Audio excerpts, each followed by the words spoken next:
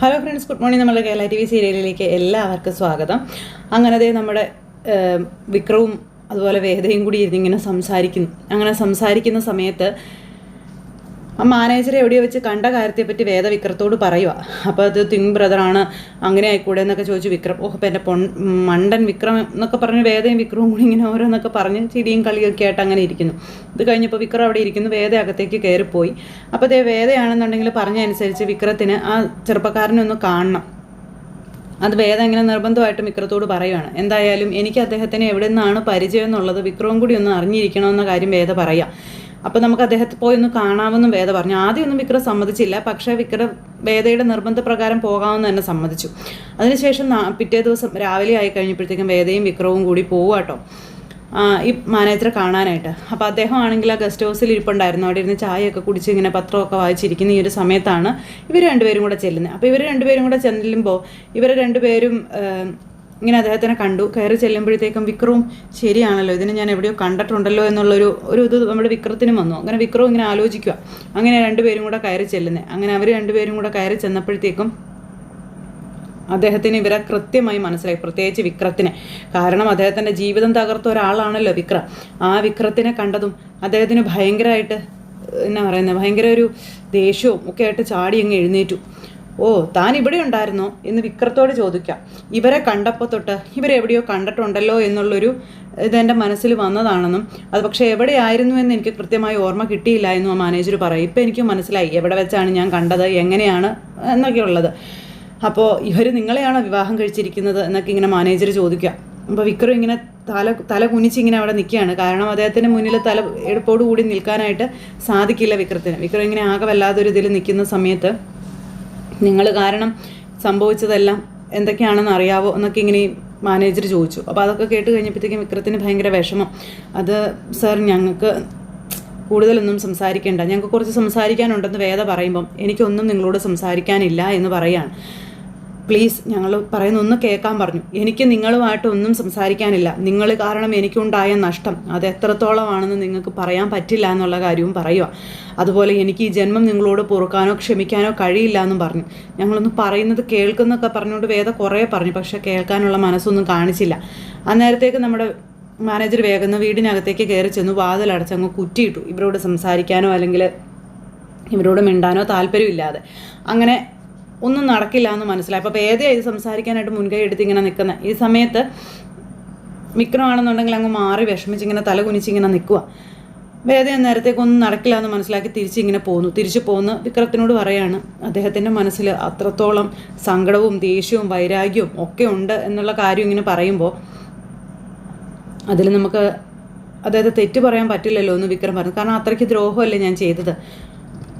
ആ സമയത്ത് അദ്ദേഹത്തിൻ്റെ കാലിനൊന്നും ഒരു കുഴപ്പമുണ്ടായിരുന്നില്ല എന്ന് പറഞ്ഞു. പിന്നെ വിക്രം പിടിച്ച് തള്ളിയപ്പോൾ പോയതാണ് എൻ്റെ കാലിന് എന്തോ ഒരു പ്രശ്നമായിട്ട്. അങ്ങനെ ഇവർ രണ്ടുപേരും കൂടി ഇങ്ങനെ എന്താ പറയുന്നത്, നിസ്സഹായരായിട്ട് ഇങ്ങനെ നിൽക്കുന്നു. ആ ഒരു സമയത്ത് ആ മാനേജർ വീണ്ടും ഇവരോട് സംസാരിക്കാനുള്ളൊരു ചെറിയൊരു അലിവ് പോലെ കാണിക്കുക. എന്നിട്ട് അദ്ദേഹം വാതിൽ തുറന്നിട്ട് ഇവരെ വിളിച്ചു. ഇത്രയും കാലം നിങ്ങൾ എവിടെയായിരുന്നു എന്ന് ചോദിക്കുക. അതുപോലെ നിങ്ങളെപ്പറ്റിയുള്ള കാര്യങ്ങൾ, ഇയാളെ പറ്റിയുള്ള കാര്യങ്ങളൊക്കെ ഞാൻ അറിയുന്നുണ്ടായിരുന്നു എന്നും പറയുവാണ്.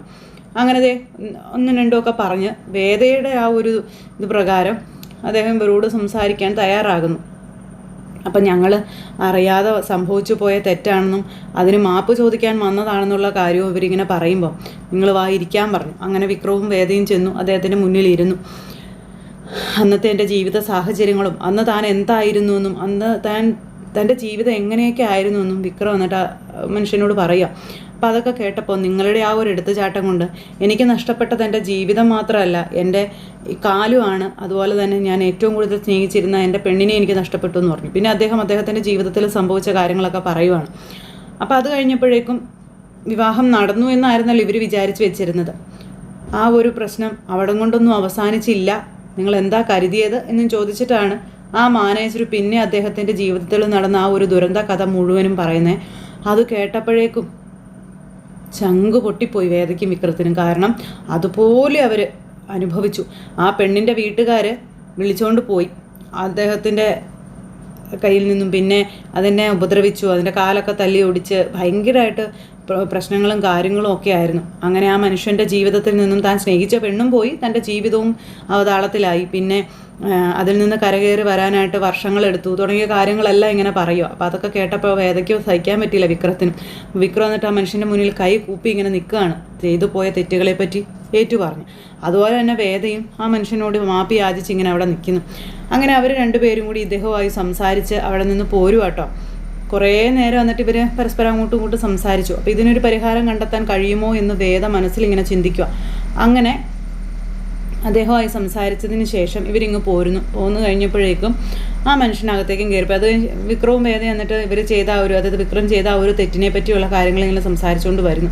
അത് കഴിഞ്ഞ് വീട്ടിൽ ചെന്ന് കഴിഞ്ഞപ്പോഴത്തേക്കും വിക്രത്തിന് പിന്നെ മിണ്ടാട്ടമില്ല, അതുപോലെ ഒരു സന്തോഷമില്ല, വിഷമിച്ച് അങ്ങനെ ഇരിക്കുന്നു. അപ്പോൾ വേദയാണ് വിക്രത്തിൻ്റെ അടുത്തേക്ക് ചെന്നു. എന്തു പറ്റി വിക്രം എന്ന് ചോദിച്ചാൽ, പാറപ്പുറത്ത് തന്നെ വിക്രം ഇങ്ങനെ ഇരിക്കുക. അപ്പോൾ എന്തു പറ്റി വിക്രം എന്ന് ചോദിച്ചു. അല്ല, ഞാൻ ആ ചെറുപ്പക്കാരനെ കുറിച്ച് ആലോചിക്കായിരുന്നു എന്ന് പറഞ്ഞു. ഇപ്പം അതിനെപ്പറ്റിയൊക്കെ ആലോചിച്ചിട്ട് കാര്യമില്ലല്ലോ, അന്ന് സംഭവിച്ചു പോകാനുള്ള കാര്യങ്ങളൊക്കെ സംഭവിച്ചു പോയി. പിന്നെ അതിനെപ്പറ്റി ആലോചിച്ച് വിഷമിച്ചിട്ടൊന്നും ഒരു പ്രശ്നവും ഒരു പ്രയോജനവും ഇല്ല എന്ന് പറയാം. അന്നത്തെ പ്രശ്നങ്ങൾ അത് അന്ന് തന്നെ അങ്ങനെ തന്നെയാണെന്നൊക്കെ പറഞ്ഞു. പിന്നെ ഇനി നമുക്ക് ചെയ്യാൻ പറ്റുന്നതെന്ന് പറഞ്ഞിട്ടുണ്ടെങ്കിൽ ആ ഒരു വലിയ തെറ്റ് തിരുത്താൻ സാധിക്കും എന്നുള്ളതാണ്.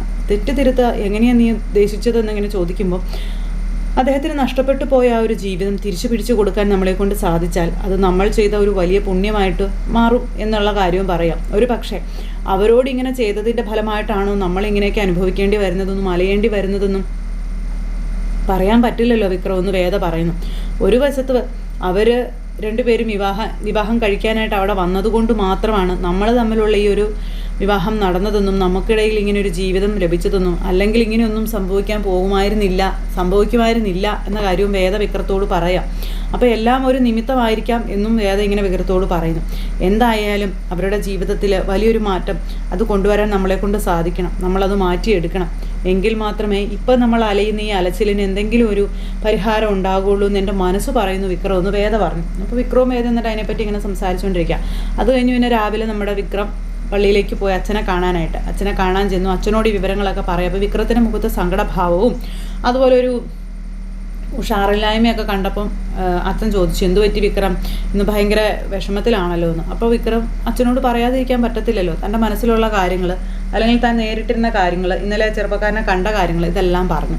അതെല്ലാം കേട്ട് കഴിഞ്ഞപ്പോഴത്തേക്കും അച്ഛന് ഭയങ്കര അപ്പോൾ ഒന്ന് ചീഞ്ഞാലേ മറ്റൊന്നിന് വളമാവുകയുള്ളൂ എന്ന് അച്ഛൻ വിക്രത്തോട് പറഞ്ഞു കൊടുക്കുക. എല്ലാത്തിനും അതിൻ്റേതായ നിമിത്തവും കാര്യങ്ങളൊക്കെ ഉണ്ട്. അതിൽ കർത്താവ് പോലും ഓരോന്നിൽ ചെന്ന് പെട്ടിട്ടില്ലെന്ന് ചോദിച്ചു. അപ്പോൾ കർത്താവ് അനുഭവിച്ച കഥകളെപ്പറ്റി അല്ലെങ്കിൽ ആ ഒരു ഇതെല്ലാം നമ്മുടെ അച്ഛൻ എന്നിട്ട് പറയുക. അവർ നിമിത്തമായിക്കൊണ്ടായിരിക്കാം വിക്രവും വേദയും തമ്മിൽ ഒന്നിക്കാനുള്ളൊരിത് കർത്താവ് തമ്പുരാൻ കരുതി വെച്ചിരുന്നതെന്ന കാര്യമൊക്കെ അച്ഛൻ ഇങ്ങനെ പറയുന്നു. അങ്ങനെ ഇവർ രണ്ടുപേരോട് ഈ കാര്യമെല്ലാം സംസാരിച്ച് കഴിഞ്ഞപ്പോഴത്തേക്കും എനിക്ക് അവരുടെ ജീവിതത്തിൽ സംഭവിച്ച ആ ഒരു വലിയ തെറ്റ്, അതെൻ്റെ ജീവിതത്തിൽ സംഭവിച്ച തെറ്റാണ്, അതെനിക്ക് നികത്തണം, അതെനിക്ക് മാറ്റണം, അവരുടെ ജീവിതം എനിക്ക് തിരിച്ചു കൊടുക്കണമെന്നൊരാഗ്രഹം ഉണ്ടച്ചോ. അങ്ങനെ ചെയ്താൽ ഒരുപക്ഷെ ഞങ്ങൾ ഈ അലയുന്ന അലച്ചിലിനൊക്കെ ഒരു സമാധാനം ഉണ്ടാകുമെന്നാണ് വേദ പറയുന്നത് തുടങ്ങിയ കാര്യങ്ങളൊക്കെ ഇങ്ങനെ പറയുക. അപ്പോൾ അതൊക്കെ കേട്ട് കഴിഞ്ഞപ്പോഴത്തേക്കും നല്ലത്, നിങ്ങൾക്ക് അങ്ങനെ ഒരു മാനസാന്തരം വന്ന് അല്ലെങ്കിൽ അങ്ങനെ ഒരു തീരുമാനം നിങ്ങൾ എടുത്തിട്ടുണ്ടെങ്കിൽ തീർച്ചയായും അത് അങ്ങനെ തന്നെ വേണം വിക്രമെന്ന് അച്ഛൻ പറയുന്നു. പക്ഷേ നമ്മൾ മാത്രം തീരുമാനിച്ചത് കൊണ്ട് എല്ലാത്തിനും ഒരു തീർപ്പുണ്ടാകുമെന്ന് നമ്മളായിട്ട് കരുതാൻ പാടില്ല. ദൈവത്തിൻ്റെ തീരുമാനം എന്താണെന്ന് കൂടി നമ്മൾ അറിയണം.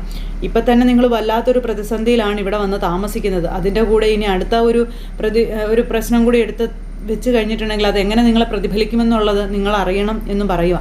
പിന്നെ വിക്രവും വേദയും അങ്ങനെ ഒരു തീരുമാനവുമായി ഇറങ്ങാൻ തീരുമാനിച്ചിട്ടുണ്ടെങ്കിൽ തമ്പുരാൻ്റെ തീരുമാനം അല്ലെങ്കിൽ അവിടെ നിന്ന് കരുതി വെച്ചിരിക്കുന്നത് എന്താണെന്ന് അറിഞ്ഞിറങ്ങുന്നതല്ലേ നല്ലതെന്ന് ചോദിച്ചു. അച്ഛൻ എന്താ ഉദ്ദേശിക്കുന്നതെന്ന് വിക്രം ചോദിച്ചു. പറയാമെന്ന് പറഞ്ഞു. അതിനുശേഷം നമ്മുടെ പള്ളിക്കകത്ത് അങ്ങനെ ആൾത്താരയിൽ ചെന്ന് തിരി കൊളുത്തി അദ്ദേഹം പ്രാർത്ഥിക്കുകയാണ്. അങ്ങനെ അദ്ദേഹം പ്രാർത്ഥിച്ചിട്ട് നേരെ ബൈബിൾ എടുത്ത് വിക്രത്തെ വിളിച്ച് അവിടെ പോയിരുന്ന് ബൈബിൾ ഇങ്ങനെ തുറന്ന് നോക്കുക. ഒറ്റ തുറക്കലിന് കിട്ടിയ വചനമാണല്ലോ വേണ്ടത്. അപ്പം ഇങ്ങനെ എടുത്ത് നോക്കിക്കഴിഞ്ഞപ്പോഴത്തേക്കും അച്ഛനത് വായിച്ചു. വിക്രം ഇങ്ങനെ തൊട്ടരികിൽ ഇങ്ങനെ നിൽക്കുകയാണ്, അച്ഛൻ എന്താ പറയുന്നതെന്ന് കേൾക്കാനായിട്ട്, അല്ലെങ്കിൽ എന്താണ് അതിലുണ്ടാകാൻ പോകുന്നത് എന്നറിയാനായിട്ട്. എന്നിട്ടിങ്ങനെ അച്ഛൻ അത് വായിച്ചപ്പോഴത്തേക്കും അച്ഛൻ്റെ മുഖത്ത് സങ്കടമല്ല മറിച്ച് സന്തോഷമാണ് പ്രതിഫലിച്ചത്. അച്ഛൻ ഇങ്ങനെ സന്തോഷത്തോടു കൂടി വിക്രത്തെ നോക്കിയപ്പോൾ വിക്രം എന്താ അച്ഛ എന്നറിയാനായിട്ടുള്ളൊരു ആകാംക്ഷയോടെ അച്ഛനെ ഇങ്ങനെ നോക്കി നിൽക്കുവാണ്. എന്തായാലും കർത്താവ് അച്ഛൻ്റെ മുന്നിൽ തെളിയിച്ചു കൊടുത്തത് വിക്രത്തിനും വേദയ്ക്കും ഈ ഒരു പ്രവൃത്തിയായിട്ട് മുന്നോട്ട് പോകാം എന്നുള്ളതാണ്. അങ്ങനെ ബൈബിൾ വാക്യം കേട്ട് നമ്മുടെ വിക്രവും ഞെട്ടിത്തന്നെയാണ് നിൽക്കുന്നത്. അങ്ങനെ വിക്രവും വേദയും അവരായി നശിപ്പിച്ച് കളഞ്ഞ ആ ഒരു ജീവിതം തിരിച്ചു പിടിക്കാനായിട്ടുള്ള പുതിയ ദൗത്യം ഏറ്റെടുക്കുകയാണ്.